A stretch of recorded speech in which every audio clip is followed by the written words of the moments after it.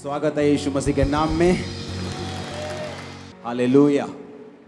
छुटकारे की सभा में आपका स्वागत है। आज ये मीटिंग स्वर्ग ने डिजाइन की है, ये मीटिंग स्वर्ग ने रखी और उसने आपके लिए वर्ड दिया है। आप सेम नहीं रहेंगे। 7 वीक छुटकारे के जो मैं आपको वर्ड दूंगा, आपने उसे संभाल के रखना है। ओके? उसे बार बार सुनना है, एक बार नहीं। कौन सा वचन था संडे को? कौन सा? रूत का, कि हमारा परमेश्वर के साथ जो रिलेशनशिप है वो कैसा होना चाहिए कि मौत के अलावा परमेश्वर और कोई चीज मुझे तुझसे अलग नहीं कर सकती। अब तो मौत भी नहीं कर सकती, पुराने टाइम में मौत कर सकती थी। उसने कहा अब तुम अनंत जीवन के लिए बुलाए गए हो। मतलब कोई परीक्षा, कोई दुख, कोई प्रार्थना का पूरा ना होना, कोई कलेश, कोई ठोकर हमें परमेश्वर के प्यार से अगर अलग नहीं कर सकती, तो हम परमेश्वर के बड़े छुटकारे के लिए फिर तैयार हैं। दूसरा वचन मैंने आपको क्या दिया था कि परमेश्वर मुझे देख रहा है और सुन रहा है। हर टाइम, खाना पकाते वक्त भी, अपने पड़ोसी से चुगलियां करते वक्त भी, किसी के साथ विश्वास की बात करते तब भी, और किसी के साथ हम जब अविश्वासी बात करते हैं, शक की बात, तब भी। चेलों को यीशु मसीह आए और कहा ये लो मेरे हाथ देखो, मेरे पांव देखो, मैं जी उठाऊं। थोमा वहां पे नहीं था। जब थोमा आया तो कहता नहीं मैं नहीं यकीन करता यीशु मसीह के ऊपर, मुझे मालूम होगा तब जब मुझे वो सामने आके दिखाई देगा, जब मैं उसके हाथों और पैरों में निशान, उंगलियों को डाल लूंगा, तब मैं यकीन करूंगा। तब यीशु मसीह वहां पे फिजिकली प्रेजेंट नहीं थे, पर जब यीशु मसीह दोबारा उनके बीच में आए तो थोमा को कहा, थोमा ले मेरे हाथों और पांवों को देख और अविश्वासी नहीं पर विश्वासी बन। जब यीशु मसीह वहां पे शारीरिक रूप में नहीं थे तो भी वो थोमा की बात को और उसको देख रहे थे। आप चर्च में हैं और प्रार्थना कर रहे हैं, या घर में अपने प्रेयर रूम में, परमेश्वर तभी आपकी प्रार्थना नहीं सुन रहा है, तभी आपको नहीं देख रहा। जब आप यहां से वापस जाएंगे, अपने ऑटो में, अपनी कार में, अपनी बस में बैठेंगे, वो तब भी आपको देख रहा है और सुन रहा है। जब ये मेंटालिटी एक विश्वासी की जिंदगी में आ जाती है कि उसके काम करते वक्त भी, अगर तुम मिस्त्री हो, जब तुम ईंट लगा रहे हो और सीमेंट लगा रहे हो, तब भी वो तुम्हें देख भी रहा है और सुन भी रहा है। ऐसा करने से होता क्या है? ऐसा करने से आप परमेश्वर के प्रेजेंस के साथ रहना सीख जाते हैं। आप कम से कम गलतियां करते हैं और परमेश्वर का आत्मा आपको डिलीवरेंस और छुटकारे की ओर ले जाता है। हालेलुया। और ये दोनों वचन आपको सुनने हैं। आपको संडे का वचन, आपको थर्सडे का वचन जो वीक 1 का है, उसे आपको सुनना है। कोई वचन आपको मिस नहीं करना, कोई मीटिंग मिस नहीं करनी। आपको लगातार इस प्रेजेंस में बने रहना है, ताकि जब आपके लिए प्रेयर हो। आज मैं प्रेयर की स्पिरिट से आया हूं। वचन के बाद हम लंबी एक प्रार्थना करेंगे। भागना मत वचन के बाद कि पानी पिया हूं, मैं सुसु कर रहा हूं। खड़े रहना चुप करके। आमीन। क्योंकि जब प्रेयर की स्पिरिट आती है, वो जब देखती है आप डिस्ट्रैक्ट हैं, वो आपकी लाइफ में काम नहीं करती। और ये डिस्ट्रैक्शन एक स्पिरिट है। जैसी प्रार्थना होने वाली होती है, ओए गड्डी काट ला फटाफट जाके। अरे यार, सारी उम्र गाड़ी निकालते रहे हो। कौन सा 5 मिनट पहले तुम्हारी अंबानी के साथ मीटिंग है शाम को जो मिस हो जाएगी? ये शैतान है, ये शैतान है। वो चाहता नहीं कि तुम प्रेयर में जाओ। हालेलुया। तीसरा पॉइंट जो आज मैं आपके साथ शेयर करूंगा कि आपको छुटकारे के लिए क्या करना है। छुटकारा एक पास्टर को भी चाहिए, छुटकारा एक विश्वासी को चाहिए, छुटकारा एक वॉलंटियर को चाहिए। हर एक व्यक्ति की लाइफ में छुटकारा उसके अपनी हिसाब से, उसकी लाइफ के हिसाब से, करंट सिचुएशन के हिसाब से उसको चाहिए होता है। आमीन। दाऊद को चाहिए था कि जब वो मसा हुआ, उसके बाद उसको छुटकारा चाहिए था कि वो किसी का राजा बने, एक गोत्र का राजा बना। उसके बाद उसका छुटकारा ये था कि वो सारे गोत्रों का राजा बने। उसके बाद उसका छुटकारा ये था कि उसका अपना निज पुत्र उसकी गद्दी के ऊपर बैठे और कोई भी जन उसको मार के वो गद्दी ना ले सके। हर टाइम आपको छुटकारे की जरूरत है। एक फैमिली में बेटा नशे करता है, आपको छुटकारा चाहिए। हस्बैंड वाइफ की नहीं बनती, आपको डिलीवरेंस चाहिए। आपका फाइनेंस अच्छा नहीं होता, आपको डिलीवरेंस चाहिए। और इन 7 हफ्तों में डिलीवरेंस आपके पास होगी। ये 7 हफ्तों में जो वचन आपको मैं दूंगा, अगर आपने माना और सुना और आपने प्रेयर मेरे साथ की, आप स्पर्श को लेके वापस जा रहे हैं। हालेलुया। तीसरा पॉइंट लिखो अपनी कॉपी के ऊपर। अगर आपको डिलीवरेंस चाहिए आपकी लाइफ में, जिसके ऊपर आपकी लाइफ निर्भर करती है, तो आपको अपनी बुलाहट को फॉलो करना होगा। लिखो, आज मैं आपसे बात करूंगा अपनी बुलाहट को, अपनी कॉलिंग को फॉलो करना। बहुत से लोग पूछते हैं मेरी बुलाहट क्या है, मैं कैसे जानूं कि मेरी कॉलिंग क्या है, परमेश्वर ने मुझे किस काम के लिए बुलाया है। हर एक विश्वासी की जिंदगी में 2 तरह की बुलाहट है। लिखो, हर एक विश्वासी 2 तरह की बुलाहट से अपनी जिंदगी में से निकलता है। और बाइबल बताती है अगर वो अपनी दोनों बुलाहट को फॉलो करता है तो छुटकारा उसके परिवार में आता ही आता है। उसकी लाइफ को फॉलो करता ही करता है। 1% भी चांस नहीं है कि उसकी लाइफ में वो छुटकारा ना हो। समझ आई कि नहीं? तीसरा पॉइंट है कि आप अपनी लाइफ की कॉलिंग को अगर फॉलो करेंगे तो परमेश्वर आपको छुटकारा देगा, ऐसा बाइबल कहती है। और कॉलिंग 2 प्रकार की होती है, बुलाहट 2 प्रकार की है हर एक विश्वासी की जिंदगी में, जिसने बाद में चाहे प्रेरित बनना हो, चाहे पास्टर बनना हो, चाहे बिजनेसमैन बनना हो, चाहे उसकी लाइफ में कुछ और बुलाहट हो, जैसे परमेश्वर ने उसे एज ए डॉक्टर बुलाया हो, एज ए इंजीनियर बुलाया हो। हर एक व्यक्ति की लाइफ में 2 बुलाहट हैं। वो किसी भी तरह की बुलाहट हो, वो 2 प्रकार की होती है हर एक विश्वासी की जिंदगी में। और अब पहली तरह की बुलाहट को मैं आपके साथ शेयर करूंगा। हम पढ़ेंगे रोमियो 12 उसकी 1 और 2 आयत को अपनी स्क्रीन के ऊपर। उसमें लिखा, अब इसलिए हे भाइयों, मैं तुमसे परमेश्वर की दया याद कराकर विनती करता हूं कि अपने शरीरों को जीवित, पवित्र और परमेश्वर को भावता हुआ बलिदान करके चढ़ाओ, यही तुम्हारी आत्मिक सेवा है। इस संसार के सदृश ना बनो, परंतु तुम्हारी बुद्धि के नए हो जाने से तुम्हारा चाल चलन भी बदलता जाए, जिससे तुम परमेश्वर की भली भावती और सिद्ध इच्छा अनुभव से मालूम करते रहो। परमेश्वर का वचन कहता तुम परमेश्वर की सिद्ध इच्छा, भली इच्छा और भावती इच्छा अनुभव से मालूम करते रहो। और उसने कहा कि अपने शरीरों को जीवित, पवित्र और परमेश्वर को भावता हुआ बलिदान करके चढ़ाओ, यही तुम्हारी आत्मिक सेवा है। उसने कहा पहली तरह की बुलाहट यह है कि तुम अपने जीवनों को, अपने शरीरों को जीवित, व्यभिचार से अलग, नशे से अलग, पाप से अलग, गालियों से अलग, जीवित शरीर परमेश्वर को चाहिए। आपका ये पहली बुलाहट है परमेश्वर की। ये तुम्हारा शरीर नहीं कि तुम सूटे मारो इसके साथ, ये तुम्हारा नहीं है। किसका है ये? ये तुम्हारा नहीं कि तुम तंबाकू लगाओ इसके साथ। किसका है ये? वो कहता तुम अपने शरीर को जीवित दो मुझे, पवित्र दो मुझे, और परमेश्वर को मन भावता हुआ बलिदान करके दो। किसको देना है? अपने शरीर को। कैसा देना है? कहता जीवित, पवित्र और मन भावता हुआ। जैसे परमेश्वर को, जैसा परमेश्वर को भाता है, वैसा तुमने परमेश्वर को अपने शरीर को क्या करना है? बलिदान देना है और परमेश्वर को अपनी बॉडी दे देनी है। ये तुम्हारी आत्मिक सेवा है, ये तुम्हारी पहली कॉलिंग है। जब तुम मसीह में आते हो, परमेश्वर तुम्हें ये नहीं बताता कि मैंने तुम्हें एक पास्टर होने के लिए या एक बड़ा जन होने के लिए या एक बड़ी बिजनेस में आशीष देने के लिए चुना है।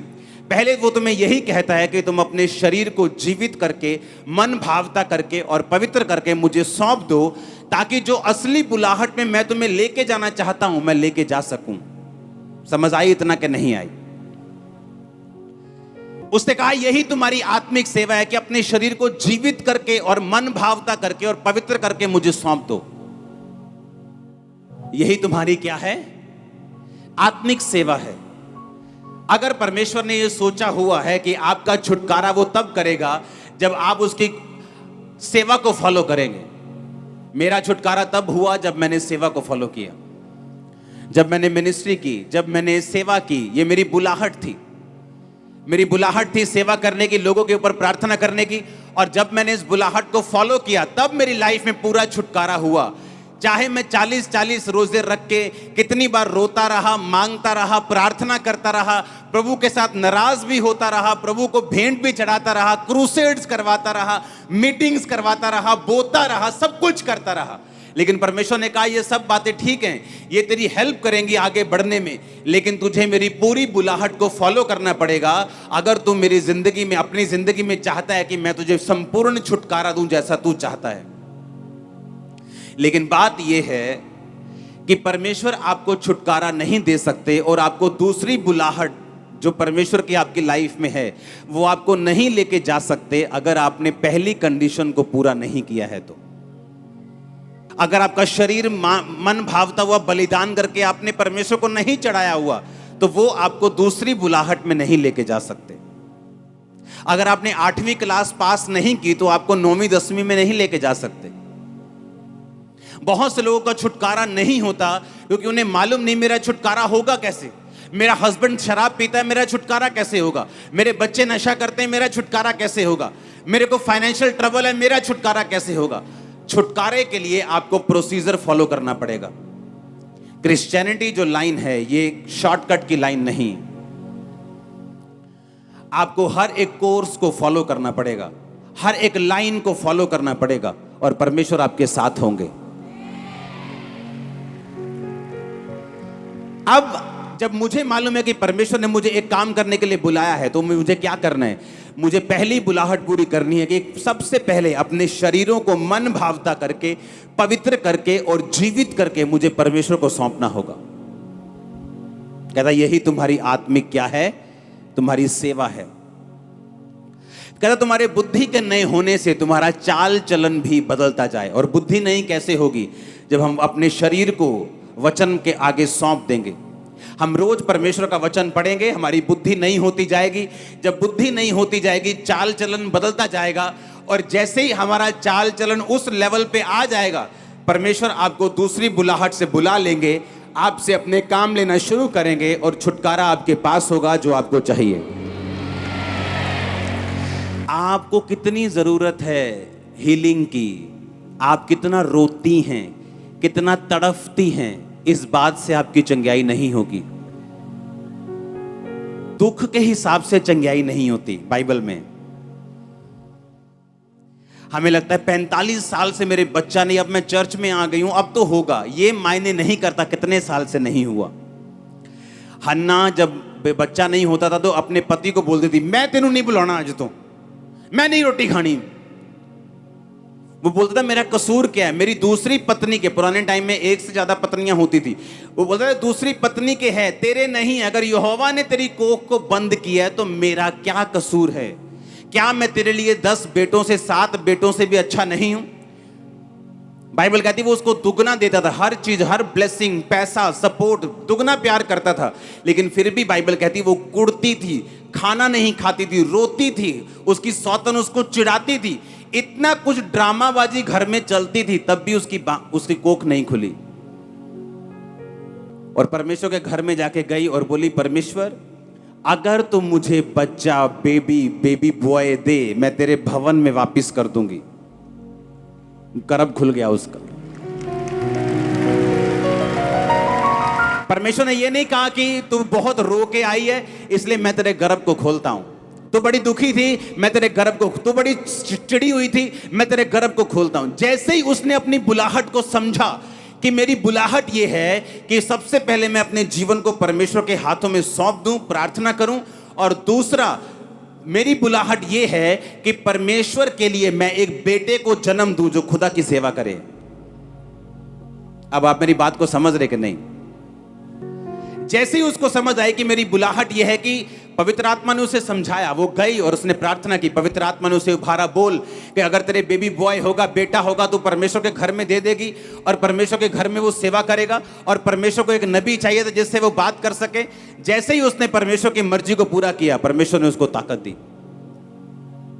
मैंने लोगों को मसीह बनते देखा है, लेकिन उनका पूरा छुटकारा होते हुए कई बार नहीं देखा, क्योंकि पूरा छुटकारा निर्भर करता है कि मसीह बनने के बाद, अपने शरीरों को जीवित प्रभु को चढ़ाने के बाद, जब परमेश्वर आपसे दूसरी बुलाहट के विषय में कुछ कहता है, आप उसे पूरा करते हैं कि नहीं करते। कई बार कुछ लोगों को परमेश्वर ने बुलाया होता है सेवा करने के लिए, एक खास जगह के ऊपर सेवा करने के लिए। अगर परमेश्वर ने मुझे इस जगह सेवा करने के लिए बुलाया है, मैं जितना मर्जी अनॉइंटेड हूं, गिफ्टेड हूं, अगर मैं जगहें चेंज कर दूंगा, परमेश्वर मेरे साथ सेवा नहीं करेगा। मैं पूरी दुनिया में जाऊंगा इस्तेमाल होने के लिए, वो बात अलग है, लेकिन मेरी मेजर सेवकाई कहां है? आपके बीच में। आप मेरी बात समझ रहे कि नहीं? मेरी ब्लेसिंग भी यहीं पे है, मेरी प्रोटेक्शन भी फिर यहीं पे है, सारा कुछ यहीं पे है, क्योंकि मेरी कॉलिंग ये है, मेरी बुलाहट ये है। अगर परमेश्वर ने किसी व्यक्ति को एक चर्च में सेवा करने के लिए बुलाया, तो उसका छुटकारा वहीं होगा, वो चाहे 7-10 साल बाहर घूम के देख ले, उसका छुटकारा नहीं, संपूर्ण छुटकारा नहीं होगा। ये एक डर वाली बात है, और ये एक परमेश्वर के सामने रेवरेंस, हमें डर लगता है परमेश्वर जब हम इस बात को सोचते हैं। तो कई बार मैं ऐसे लोगों को जानता हूं, मैं पूरे पास्टर्स को मिलता हूं, लोगों से दुनिया घूमता हूं, ऐसे लोगों को जानता हूं जिनकी बुलाहट है वो चर्च में फुल टाइम सेवा करना, लेकिन उनके फनी बिहेवियर की वजह से, उनके गलत बिहेवियर की वजह से पास्टर उनको फुल टाइम नहीं रख पाता, और जब वो फुल टाइम उन्हें सेवा करने का मौका नहीं देता, उनका छुटकारा नहीं होता। अब वो सेवा कर भी रहे लेकिन पूरे छुटकारे में नहीं। बाइबल में लिखा कुछ बरकतें परमेश्वर ने अपने दासों के हाथ में दी हुई हैं, उसके हक में रखी। जिनके पाप तुम माफ करो, उसने कहा उनके माफ किए गए। अपने दासों को कहा जिनके तुम रखो उनके रखे गए। ये बात लोगों को मालूम नहीं। और जब एक आदमी अपनी बुलाहट को समझ जाता है कि मेरी कॉलिंग ये है, सबसे पहले परमेश्वर के साथ वफादारी, उसके बाद जो दूसरी बुलाहट है उसको कंप्लीटली फॉलो करना, ताकि परमेश्वर मेरी जिंदगी में संपूर्ण काम कर सके। मैं आपको लिख के देता हूं, वो किसी की शक्ल नहीं देखता। आप बड़े से बड़े दास हों, आप बड़े से बड़े बोने वाले हों, आप बड़े से बड़े सेवक हों, बड़े से बड़े सिंगर हों, बड़े से बड़े विश्वासी हों, वो किसी की शक्ल नहीं देखता। क्यों पढ़ूं मैं पुराना नियम जो 5000 साल पुराना है? मैं आज का इंसान हूं, मैं कंप्यूटर इंजीनियर हूं, मैं आज का बंदा हूं, मैं 10,000 साल पुरानी, 5,000 साल पुरानी, 3,000 साल पुरानी बातें क्यों पढ़ रहा हूं? क्योंकि उससे मुझे समझ आती है कि किन किन लोगों ने क्या किया कि परमेश्वर खुश हुए, और किन किन लोगों ने क्या नहीं किया कि उनको दुखों का सामना करना पड़ा। पहला राजा 1 उसकी 5 और 6 आयत को मैं पढ़ूंगा, आप अपनी स्क्रीन पे उसे देखेंगे। तब हगीत का पुत्र ओदनिया कौन है?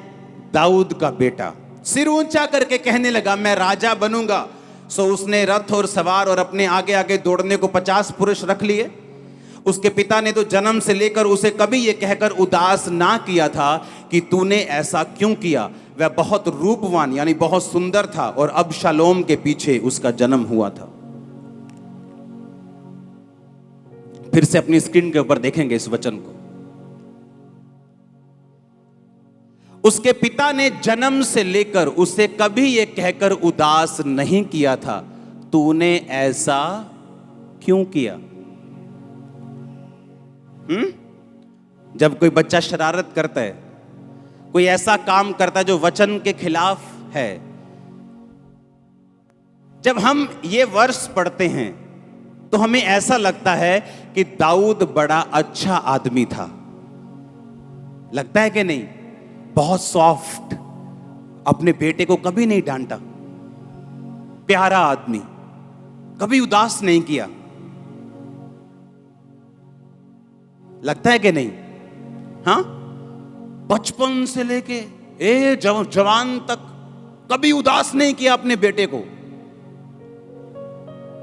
हमें पढ़ के ऐसा लगता है हमें भी ऐसा हो जाना चाहिए। लेकिन वचन क्या कहता है, आज हम वो पढ़ेंगे।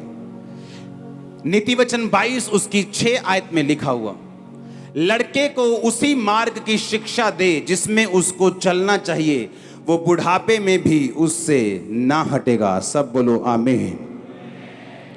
यशायाह 54 उसकी 13 आयत में लिखा, तेरे सब लड़के यहोवा के सिखलाए हुए होंगे और उनको बड़ी शांति मिलेगी। परमेश्वर के वचन में लिखा, अपने लड़के की ताड़ना छड़ी से कर। तो तू छड़ी से जब उसकी ताड़ना करेगा तो उसको मृत्यु से बचाएगा। पर दाऊद ने अपने लड़के की ताड़ना छड़ी से नहीं की और उसने अपने लड़कों को कभी नहीं सुधारा और कभी भी बाइबल से उनको यह शिक्षा नहीं दी बचपन से लेके कि तुम्हें यहोवा के सामने कैसे चलना है। दाऊद अपनी जिंदगी के हर हिस्से में महाकामयाब व्यक्ति था, लेकिन अपने परिवार में वो एक फेल व्यक्ति था।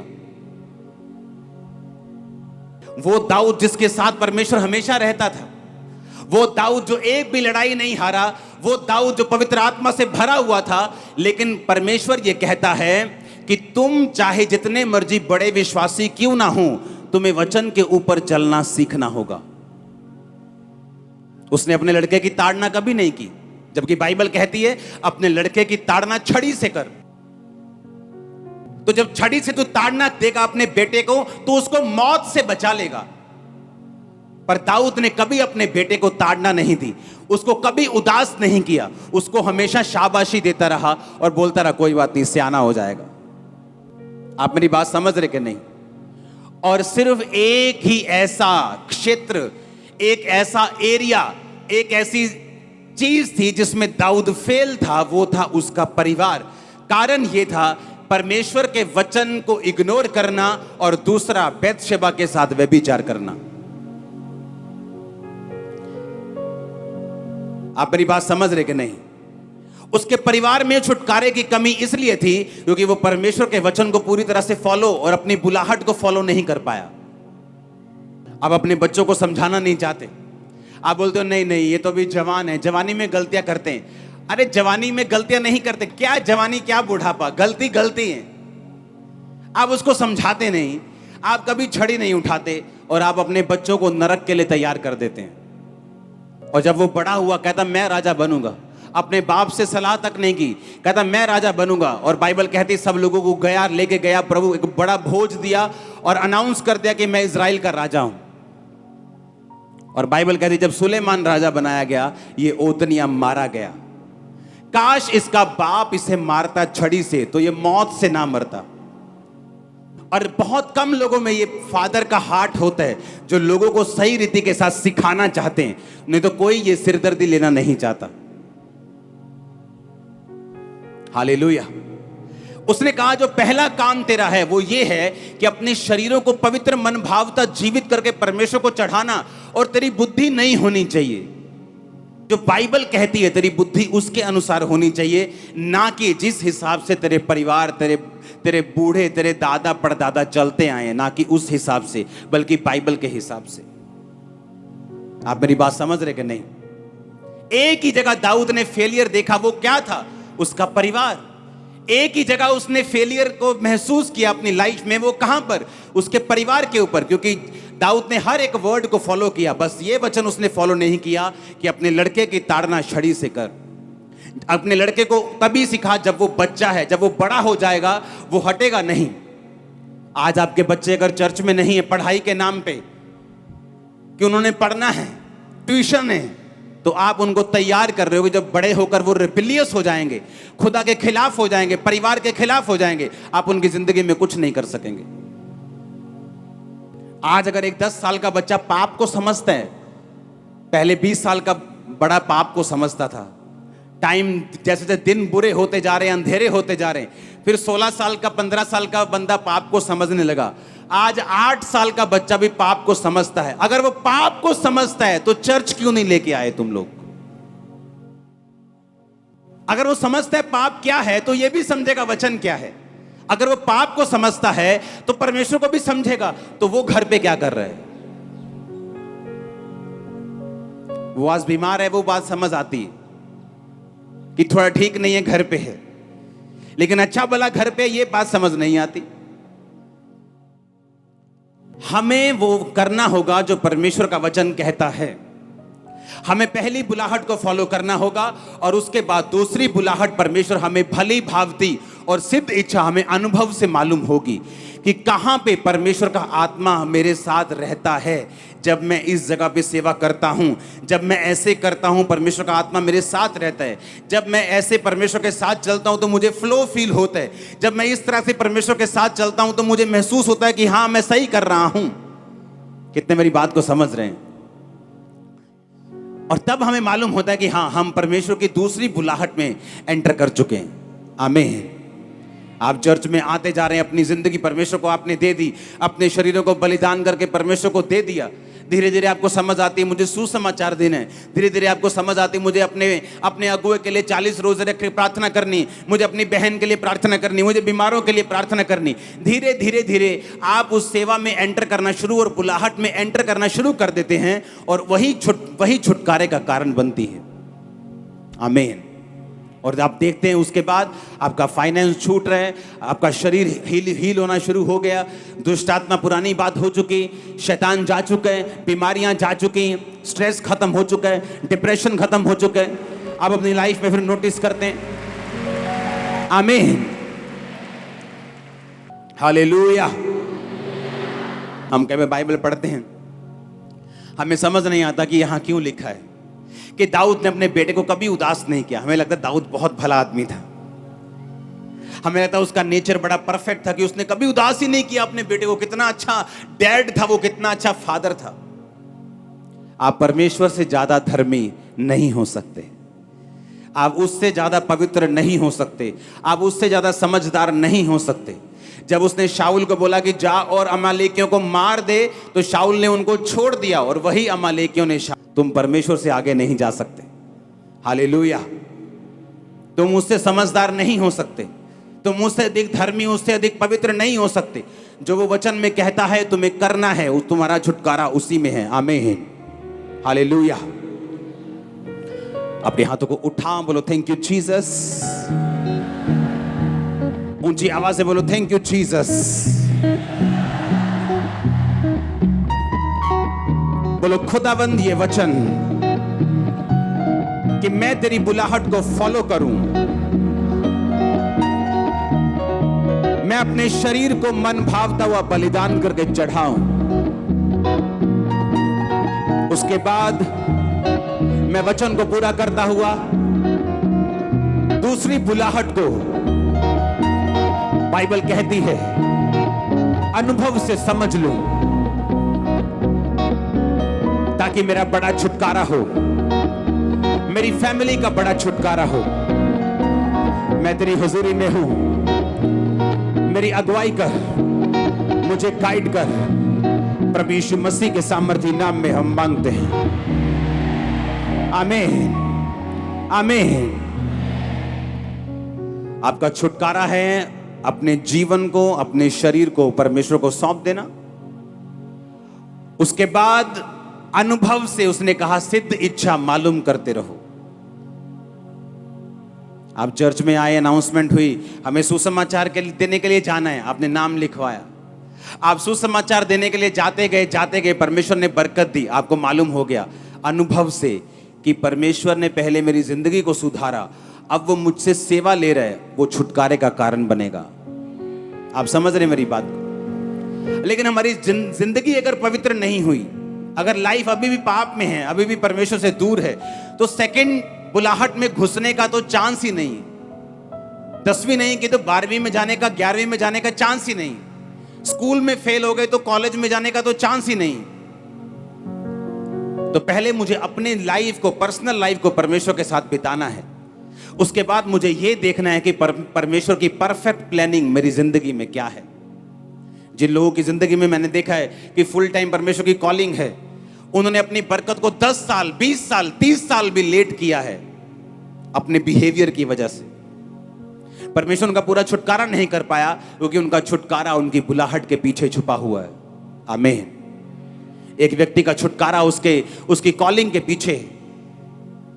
मैं अमेरिका में गया हूं, जब मैंने अमेरिका में जाके ये बात, मुझे नहीं मालूम था, मुझे मालूम था अमेरिका ऐसा है वैसा है, लेकिन जब मैं अमेरिका में गया हूं, मैंने ये बात अनुभव से और स्पिरिट से सीखी कि अमेरिका जैसे गिवर्स, देने वाले और बोने वाले पूरी दुनिया में कहीं नहीं, पूरी दुनिया में नंबर 1 है। रियली मैं तुमको बता रहा हूं। और अगर आप सबसे अधिक बरकत देखेंगे वो अमेरिका में आपको मिलेगी। सबसे अधिक बरकत अगर लोगों के पास है वो अमेरिका में है। एक एक विश्वासी के पास 2-2 घर है, 3-3 घर हैं। मैं दूसरे देशों में भी गया हूं अलग, लेकिन वहां पे बोने की स्पिरिट नहीं, बहुत कम बोते हैं वो लोग। जो चर्च से जुड़े हुए हैं वो लोग बोते हैं, वो एक अलग चीज है। लेकिन मैं ओवरऑल क्रिश्चियनिटी की बात कर रहा हूं। सबसे छोटी करेंसी में बोते हैं, पता क्या सोच के, ओ अगर ये नाइजीरिया में गया ये 5 पाउंड, तो वहां पे तो ये बन जाएगा 1000 रुपया। इस तरह से बोते हैं। लेकिन अमेरिकन लोग जब बोते हैं वो अपने थाउजेंड्स में बोते हैं, और इसीलिए परमेश्वर को बढ़ाता जा रहा है। मालूम आपको पता है अमेरिका में बुलाहट थी लोगों की कि जाओ और चर्चेस को सपोर्ट करो। 90% इवेंजलिस्ट पूरी दुनिया में जिन्होंने काम किया अमेरिका ने निकाले थे। और अमेरिका क्रिश्चियन कंट्री नहीं था। यीशु मसीह अमेरिका से नहीं आए। अमेरिका पाप में फंसा हुआ कंट्री था। जब वहां पे बेदारी होनी शुरू हुई, जब लोगों ने अपनी बुलाहट को समझा कि मेरी पहली बुलाहट परमेश्वर के साथ है, दूसरी बुलाहट मैं एक बिजनेसमैन बनूंगा, खुदा के कामों को, इवेंजलिज्म को सपोर्ट करूंगा। 1 उठा, 2 उठे, 3 उठे, इतनी बेदारी हुई, इतने अमीर लोग वहां पे हुए, और वही स्पिरिट लोगों में जाती गई। हर बंदा अमेरिका में बोने वाला है आज। हर बंदा, अगर कोई अमेरिका चला गया उसको बोने की आदत पड़ जाती है। दूसरे देश भी हैं, इंग्लैंड भी है और कंट्रीज भी हैं, लेकिन आपको वैसी वहां पे गिविंग नहीं मिलेगी। चर्च के लोग बोते हैं, जो हमारी चर्च के साथ जुड़े हुए हैं, उनको टीचिंग पता है, उनको परमेश्वर का वर्ड पता है, वो बोते हैं। लेकिन मैं ओवरऑल क्रिश्चियनिटी की बात कर रहा हूं कि बहुत लोग वहां नहीं मिलते उन देशों में जितने अमेरिका में मिलते हैं। और उसी वजह से जब बुलाहट पकड़ लेता है आदमी, जब अपनी कॉलिंग को पकड़ लेता है, अपनी पर्सनल कॉलिंग को पकड़ लेता है, सेकंड कॉलिंग को पकड़ लेता है, परमेश्वर उसे छुटकारा देता है। बड़ा छुटकारा, एक बिग बिग डिलीवरेंस आपका वेट कर रही है। जस्ट फॉलो करना है। आमीन। और उसने कहा जो दूसरी इच्छा है, भली इच्छा यह है कि तुम परमेश्वर को जीवन दो। हाँ, भावती इच्छा, उसने कहा सिद्ध इच्छा, परफेक्ट इच्छा, दूसरी बुलाहट जो मेन बुलाहट है, परमेश्वर कहता तुम्हें अनुभव से मालूम होगी। आमीन। तुम पवित्र आत्मा के साथ साथ चलोगे, तुम्हें अनुभव से मालूम होगी कि आज मुझे सुसमाचार दे के जाना है, आज मुझे अपने अगुए के लिए प्रेयर करनी, आज मुझे चर्च के लिए ये काम। आपको वो दूसरी इच्छा अनुभव से मालूम होगी, कॉलिंग से मालूम होगी, अनाउंसमेंट से भी मालूम होगी, होली स्पिरिट से मालूम होगी। और जैसे आप उसे फॉलो करेंगे आप सेम नहीं होंगे। आप मेरी बात को समझ रहे कि नहीं? और यही कारण है हर बंदा छुटकारा नहीं ले पाता। बड़े छुटकारे को लेने के लिए आपको पूरी तरह से बाइबल के पीछे चलना पड़ता है, और परमेश्वर ये चाहता है आपका बड़ा छुटकारा हो। मैंने लाइफ में छुटकारा देखा है ऐसा जो मेडिकल साइंस नहीं कर सकती थी, लोग नहीं कर सकते थे, माँ बाप नहीं कर सकते थे, वो परमेश्वर ने किया है। जस्ट मैंने उसको फॉलो किया, अपनी जिंदगी परमेश्वर को दी। उसके बाद जो सेवा में परमेश्वर ने अनुभव से धीरे धीरे मुझे बुलाहट दी, मैंने उसको फॉलो किया और पूरे छुटकारे को हासिल किया है। मेरी प्रार्थना है आप संपूर्ण छुटकारे को हासिल कर सके। मैंने कहा मेरी प्रेयर है आप संपूर्ण छुटकारे को हासिल कर सके, अपने घरों में, फैमिली में, अपने फाइनेंस में, अपनी बॉडी, अपनी सेहत में, अपनी आत्मा में। आमीन। ऊंचा हालेलुया, हालेलुया, आमीन। आप तैयार हैं उस छुटकारे को हासिल करने के लिए? आज से अपने जीवनों को, अपने शरीरों को पवित्र करके परमेश्वर के हाथों में सौंपना है। आमीन। ये उसका शरीर है, आपका नहीं। 7 हफ्तों के बाद मुझे एक संपूर्ण विश्वासी आप में दिखना चाहिए।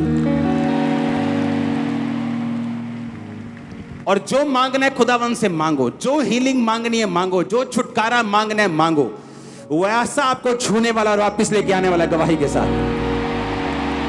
Hallelujah, hallelujah. अपने हाथों को उठा, बोला मैं तैयार हूं एक बड़े छुटकारे के लिए, मैं तैयार हूं प्रार्थना करने के लिए, मैं तैयार हूं।